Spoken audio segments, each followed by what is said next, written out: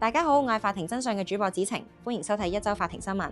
呢周法庭重點新聞有城中熱話人物可伯因愛成恨，用刀刺傷感情有變，欲離家外出嘅何太，被控有意圖而傷人罪。日前區域法院喺可伯稱病未能出庭下，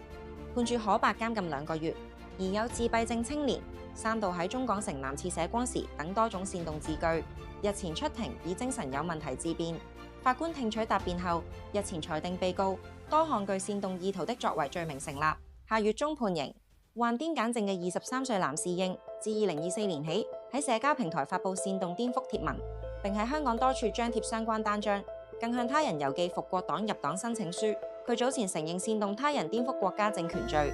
日前喺區域法院被判監28個月。法官判刑時指出，同情被告患病，以致理解能力薄弱，受人利用，但佢利用不同社交平台發布，甚至喺公眾地方張貼及郵寄具煽動內容嘅文宣材料，犯案時間長達10個月。法庭仍然不能忽視危害國安嘅風險，不可掉以輕心。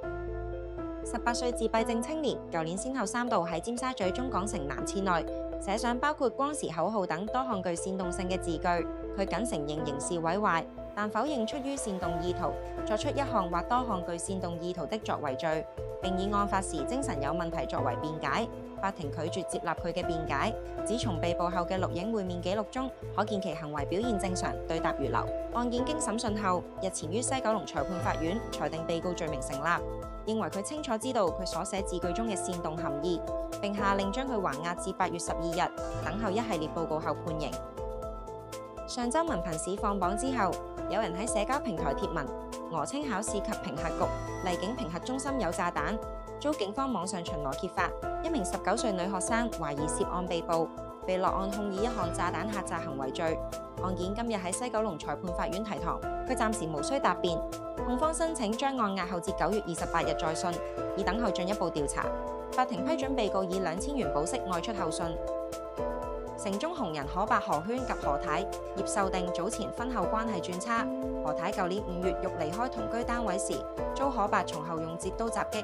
可伯被捕後稱因為佢要離婚改嫁走佬，所以我激氣就攞刀拆佢。可伯早前承認有意圖而傷人罪，但再定日期判刑時，可伯又因病不能上庭。最終區域法院法官日前喺可伯因病缺席下，判處可伯監禁2個月。法官判刑時指，本案涉及因愛成恨，被告已到不惑之年嘅雙倍年紀，卻仍不懂自制並傷害妻子。考慮案情嚴重、被告年邁等因素後，最終判囚2個月。由於可伯自今年5月認罪後已還押候判，預料將盡快獲得釋放。呢週法庭重點新聞講到呢度，多謝收睇，我哋下週再會。